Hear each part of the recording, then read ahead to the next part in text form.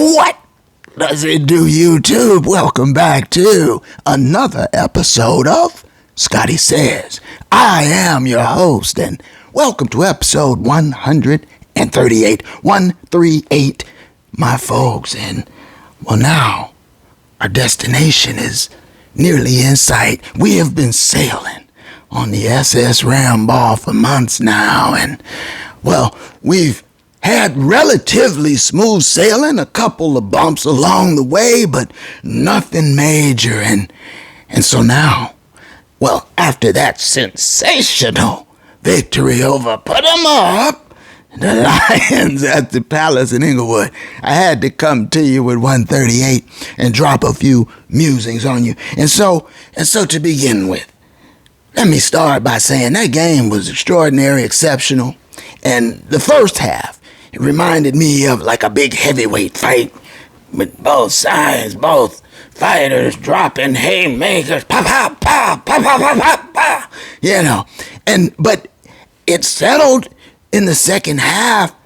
Well, for the Rams defense, the Rams, that's kept throwing haymakers on them, beat the devil out of them, and I loved it. And it was beautiful to watch the kneecap biter in the post game. Did you see him? Kneecap biter in the post game. He was praising the Rams, and he said that's the best, and we're not that. We're not them, and that's where you want to get to. And it reminded me, to keep the fight analogy going, it reminded me of that fight with Mike Tyson and Lennox Lewis. Remember in the beginning, Mike Tyson, before the fight, he's like, I'll eat your tendon. I'll disrepudiate you and eat your tendon. But after the fight, Lennox Lewis beat the devil out of him. And then after the fight, Mike was wiping sweat off Lennox's brow at center ring. He was like, let me get that for you. You let the sweat, look at it. And so that's what happened with the kneecap biter. He was wiping McWonder's brow in the postgame. Let me get that for you, Lennox. And so I had to come to you with 138. Now, a few musings. Let me say this. It's going to be a shorty. And, we're going to drop a few game balls, apply the principle, and get the hell out of here. But before that, let me just drop a few musings in no particular order. First and foremost, now I have been praising McWonder and 13 personnel. Go back several episodes. Remember, I did an extensive episode in the early stages of his deployment of 13. And so I have been a big proponent. If you recall, I told you that McWonder had 4 tight ends. Remember that episode? 4 of them. And, well, Higbee now, he's down. And so he's still got 3, though. 3. So he's using all 3 of them, and I love that wrinkle. We talked about all that, and now everybody else is catching on, it seems like. And, well, he also is setting records in 13. He scored 5 touchdowns out of 13. It hadn't been done since they've been keeping track of the stats, So, hey, to which all I say is, less big. Those who know, less big. Let success be your guide. Keep doing this.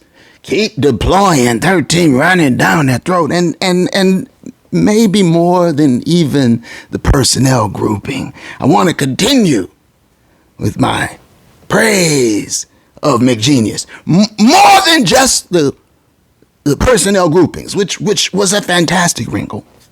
To go from 11 to 12 and from 12 to 13, but more than that, he stumbled upon it. But many inventions, one dude got hit on the head with a fruit. It must be gravity. Or so the story goes. But hey, However he came upon it, I believe it was out of necessity because Puka was hurt. And that's where it began. Remember this? I feel like I'm going back and rehashing old episodes, but it's pertinent and relevant now. It began when Puka got hurt. And Tay was still not quite loose. He was, he was catching touchdowns. Sure, but, the 5-yard line and in. But almost out of necessity. McGenius says, hey, I got 4 tight ends, 4. Why am I putting in 1? With all these wideouts. And Eureka. And it worked so well. And then, yes, it's traditionally seen as a running play personnel grouping. But for him to make the association, these guys, the tight ends I have, they're young, they're athletic, they can all pass catch. So they block and they catch. And I got 3 of them if you don't include Higbee, who's out, of course, as we mentioned. Eureka, the apple, hit him on the head. And it has been so beautiful. Now you can throw his predilection. You can throw out of 13, and it's baffling all the defensive coordinators. He's throwing out of 13. What are we doing about it? Watching them catch and score, watching them. See, and I used to call, this, I have nicknames for a few of the various personalities. And, well, I used to call Kobe Parkinson. Remember? I called him the Ghost. Why did I call Kobe the Ghost? It was because of complexion? No. It was because he tended to vanish. He vanished. You would see him and then you wouldn't. He was sort of there, but not really there. And this, I am very proud to report, has fundamentally and drastically changed. Maybe he came into his own. Maybe he got comfortable, grew another year with McWonder. Whatever the case may be, Ghost no more. He must have a new nickname. I'll work on it. CP will have to be, for now, at any rate.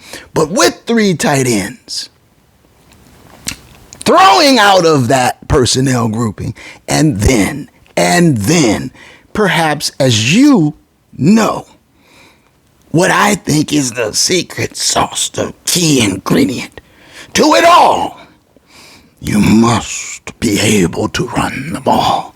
And now, look at McGenius fly. Watch him fly now. Look at him go. He's got 2. I mean, it's like he has this surplus, this abundance of riches, and the Rams are going to get Atlanta's top 10 draft pick. Whoa! But my point is only this. PTP. Protect them picks. But my only point is this. With 3 tight ends and Higbee, if and when he returns, with two top-level, top-shelf running backs, with Puka and DeVonte, and I'll touch on the injury with Tay in a bit, but he has an abundance of offensive riches in the defense just the same. There's so much balance across all facets of the game. And so if he, the coach himself, the captain, if he just maintains a semblance of balance, why, as the captain might say, this is your captain speaking, we'll be wheels down a bit early for you, get you to the gate sooner than scheduled. Thank you for flying. Thank you for flying with McWonder, because the Rams are flying, soaring. And so, let's just look at a couple more takeaways. Well, as I mentioned, BALANCE, that's what it is, coach. That's what we need. And so you see the difference when McWonder is balanced or near balanced or in the vicinity of balance. Rams, I believe the Rams are unbeatable. There's no team in the NFL that can beat the Rams when they play with balance. If he were only to use my formula, he'd never lose. But even if he doesn't use it, even if he misses a metric or what have you, as long as he's in that vicinity of balance. And now passing and running out of 13 with impunity on opposing defenses. Well, look at where they are now. The Rams, 11-3. 11-3 with just 3 games left to go. And I mean, there's no reason why you can't just run the table, because Seattle, them Hawks are breathing down LA's back, breathing down their necks. And so if you go up to Seattle, get out of whack, get out of balance, have a reversion, have an idiosyncrasy, flare up, and you lose to them, it could get real tricky, because then I think that would catapult Seattle to the 1 seed and the Rams would drop it to wild card position. See? And so it's a big game now with Seattle playing so well right on the Rams' back like that. And so the Rams need to keep winning. And the thing is, you beat Seattle on Thursday Night Football, and then at that point you're 12-3, and the only thing standing between you and the 1 seed are 2 games remaining with the Atlanta Dead Dirty Birds and the Arizona Dead Bird Cardinals. That's it. You got 2 birds already deceased, waiting to just go ahead and be kicked on over into the ground. So you just gotta get past Seattle on Thursday. Now if you don't, it opens up all these other possibilities and scenarios, consequences and repercussions, as it has been said. So we don't need to go through all of the drama. Just keep on the course we're on. Less big, balance, run the ball, run them in the mouth, and then we run them in the mouth. You remember? And it's yours to be had. And the SS Roundball will arrive safely at the promised land. As I told you, as I predicted that they would many months ago. That's why I'm on board. You dig? All right. So now, McG, humbling the kneecap biter, having him wiping sweat from his brow, and bowing at the altar of the LA Rams. And so it was an impressive thing to watch how the first half Detroit tried to run and hang with the Rams, and then in the second half it's just like the cream rises to the top.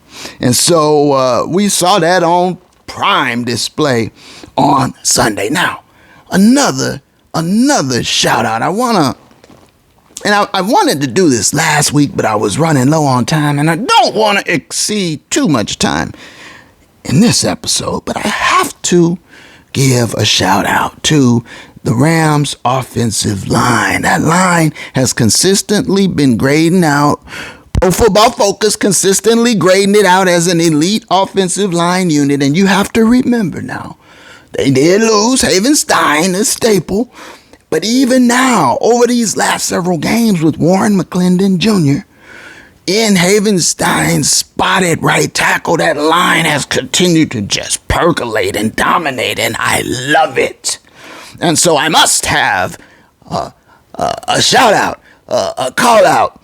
You know, I guess you could say an honorary unit game ball to the Rams offensive line. And, you know, from left to right, Jackson, Avila, Coleman, Dotson, Warren McClendon Jr., okay? And, of course, Havenstein, I don't know if or when he will return, but the O-line is cooking right now. And so, having said all that now, let's go ahead and segue right into it. Game balls and a victory. And so it was a stellar victory indeed at the Palace in Inglewood. And so let's go ahead now and give out a few game balls. Let's start Let's start with the quarterback, Matthew Stafford. Matty, 24 of 38, 368 big yards, 2 touchdowns. He did have a poltergeist strike. He did have a poltergeist experience, and even Tom Brady, the GOAT, he commented on it. He said, "Oh, no, you can't throw that. I mean, you can get intercepted, but not like that." And that's true. I mean, it was ghastly. It was ghoulish. Trying to throw a screen, and it's just, if it's not there, you don't just say, "Here, you want to have 6?" But aside from that, Matty still had a passer rating of 101.6, and I give him an A-, the only minus being that encounter with the malevolent one. And so game ball, Matthew Stafford. Game ball, Puka Nacua. The man is a constant recipient. He's got too many game balls to count at this point. He was the leading receiver on the day. 9 receptions, 181 yards. That's a 20.1 yards per catch average. And, of course, came back after being injured and ran a jet sweep. What? He just was hurt while you're jet sweeping him. Puka Nacua, tough as they come, top wide receiver in the run game, blocking wise, I would wager. Game ball, Puka, game ball, sir. And then I want to give a game ball on the defensive end. Let me give a game ball out on the defensive side. Well, guess who? Landman. Hey, Landman was your leading tackler on the day. 6 solo tackles, 4 more assisted tackles. And while we're on the defensive side, honorable mention, conductor, Kobe Turner. Honorable mention, Kobe Turner. 3 tackles, 2 assisted, and he had the quarterback grazing, the golfer grazing on Palace turf. Honorable mention, Kobe Turner. And then honorable mentions on the offensive side. I got to give one honorable mention to the athlete formerly known as the Goose, Colby Parkinson. Formerly known as Colby Parkinson was your second leading receiver on the day. 75 big yards, 5 catches, 15 yards per catch average. 2 touchdowns. Colby Parkinson Ghost no longer. Keep it up, sir. Honorable mention. And finally, I have to give it as a co-honorable mention. I'm out of mentions. Co-honorable mention to the tailbacks, the running backs. Let me just say a couple quick words. Kyron Williams, K-Will, and Blake Corum, Deuces, the 2 of them. I'm so impressed, and McWonder as well, for the way that they have amalgamated the run game, that he is going to them more, and that he is splitting the carries, and he is getting wonderful results. In fact, Coach, the only, I would say, suggestion I would make is give them a few touches each more. But these guys, splitting carries, both eclipsing 70 yards again on this past game against put 'em up, the Lions. And so co-honorable mentions, Kyron Williams and Blake Corum, the running backs, the tailbacks. It's a beautiful thing to see. Let's go ahead now and segue right into it then. Let's get into the numbers, all right? Because when you look at the numbers now, the thing that's beautiful to me, I bet you already know what it is. Because let's take, for example, passing yards. The Rams had a total of 360 passing yards. That's great. The Lions put them up 326. Not that big of a discrepancy, really, when you look at it. But rushing, the Lions ran for 70 yards. The Rams more than doubled them, 159. Ding, ding, ding. That's where it is. When you can outrush your opponent by double or more, This is what I've been telling you and him all along. It affects, it ripples down all the way along the stat sheet. When you do that, you get more first downs. You get more total plays. The Rams dominated in total plays and in first downs. You get the time of possession. Don't you understand? You control the game by controlling the ball on the ground. And so when you play with balance, B-A-L-A-N-C-E, when you do that, the Rams are essentially unbeatable. That's the truth. The only question is, will the captain revert? Too close to the rocks, captain. In the big games against the best teams, will he revert or will he stay the course? Will he stay in 13? Will he keep punching them in the mouth? And again, and again, and again, will he do it? Well, we'll see, won't we? Soon come.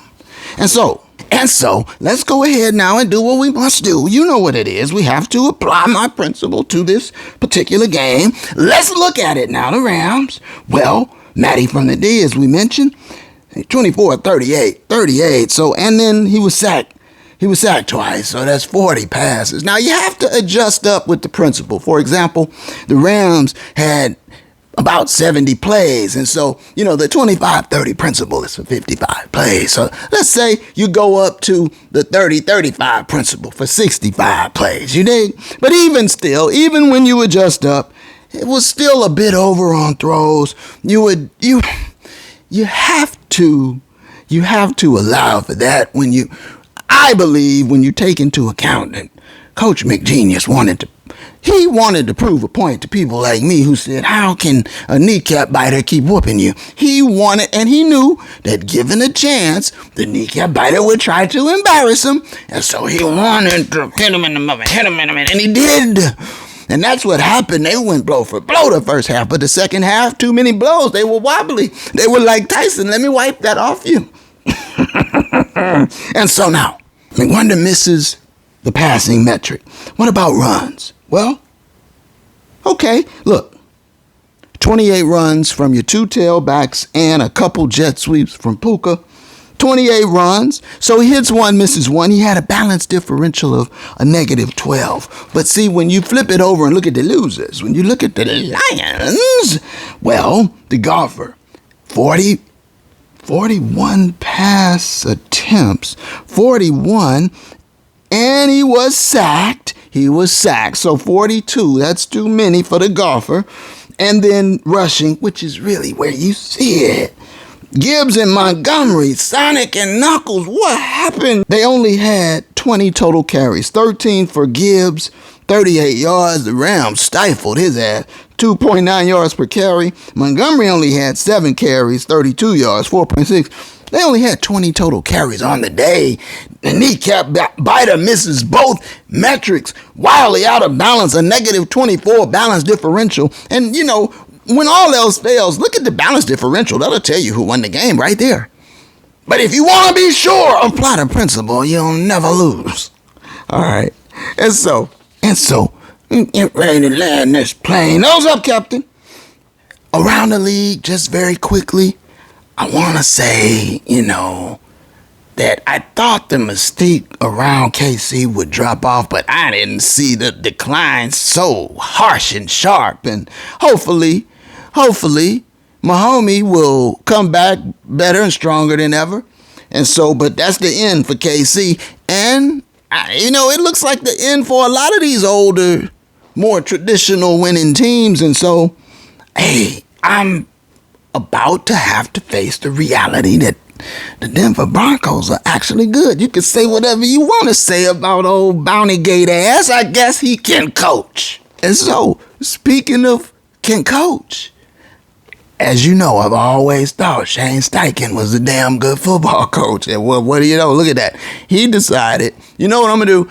I'm going to get Phillip Rivers. He about to be Hall of Fame eligible 5 years. No, don't forget that. Come on back and throw it. And people, What was funny was the reactions of people, the Muppet and others, how they got all up on these soapbox about your health is in danger and who you're playing, you're insulting the young men who do this every day, and I pray for him, and I was like, wow, they are really making it sound like Phillip Rivers is about to get hurt out there, get to have the stretcher stand by real close. Phillip Rivers, man, he did the same thing any of them other ones. If Phillip Rivers said, well, hell, if Flacco could do it, I could do it. Is Flacco going to the Hall of Fame? Anyway, it was cool to see it. And I wish they would have won because it was Seattle they were playing after all. That would have kept them off our neck. But that wasn't on Phillip Rivers. That was on the Indy defense. Couldn't hold that last second lead. Anyway, I digress. When you look around the NFL, you see them going down. Green Bay have Micah go down, and so it brings me to the Tay injury. They forgot about Tay, and then Tay came back and was hitting them with touchdowns left and right, leading the league in touchdowns scored. And now, I heard later in the week leading up to the Detroit game that Tay was questionable. And so he's been nursing this thing, and he had a great game. And then at the end, and that would have been the one, too, if he could have got that one. But that hammy gave out on him, and down he went, crumbled. It was sad to see. And so I hope that it's something he can come back from relatively short period of time. I mean, if push comes to shove, let him sit out the rest of the regular season. I don't see any reason why not. You've got an abundance of riches, McWonder. All these tight ends roaming around. I like Mumpfield. And you got X, and you got Tutu is back. Tutu. And, of course, you got Jermaine, man, Puka, which that's the other thing. You don't want to overdo and overextend Puka. Let success be your guide. Run the ball. Implement the weapons. You got a plethora of them. Continue to do what you've been doing. We're almost there, Captain. We are almost there. And so I don't see any reason why you can't go ahead and run the table. Now you just got to get this one. This is a big one, as it turns out, against the Seahawks. And so that brings me to what I think will happen. And I hope. What I hope will happen, I'm not going to say what I anticipate. I'm going to say what I hope will happen is that the captain will stick to this formula, this recipe that's working so well. Go up there in the elements. It might be cold, rainy, who knows. Run the ball. You've got two capable quality backs, above average backs, and you've got three tight ends, and you've got Puka. And so you can spread this thing around and go up there and play a ground control, ball control game. Control the ball. And here's the other thing. I don't trust Sam I ain't against the Rams defense. When the Rams defense gets around Sam I ain't, you know what he said. I'm only going to say it once. You know what he said. I'm seeing ghosts out there. Hey. Okay, it was in another time and place, but once you start seeing apparitions, my folks, it's always in there somewhere, probably, unless you go in the immortal chamber and get some work done. The football gods compel you and splash a little Gatorade on him. So I don't think that has happened, and so I think Sam I ain't is a prime candidate to get out there in this big division showdown game and start seeing ghosts. And the Rams defense will have him grazing on Seattle grass, or at least that's certainly what I hope to see happen. And there's a scenario where it could be quite different. And so we will be back on the other side of the Thursday night football showdown with the Seahawks. And we will chop up the outcome. And so until then, what I'm going to ask now from you, what I'm going to ask you to do is throw me one of these, please. Like the video, subscribe if you haven't already, leave me a comment, let me know what you're thinking, hit the bell, that way you'll be notified when I drop my next video, because as you know, that next video will be soon come from this video. And so until then, my friend, Scotty says, thank you for watching. One love.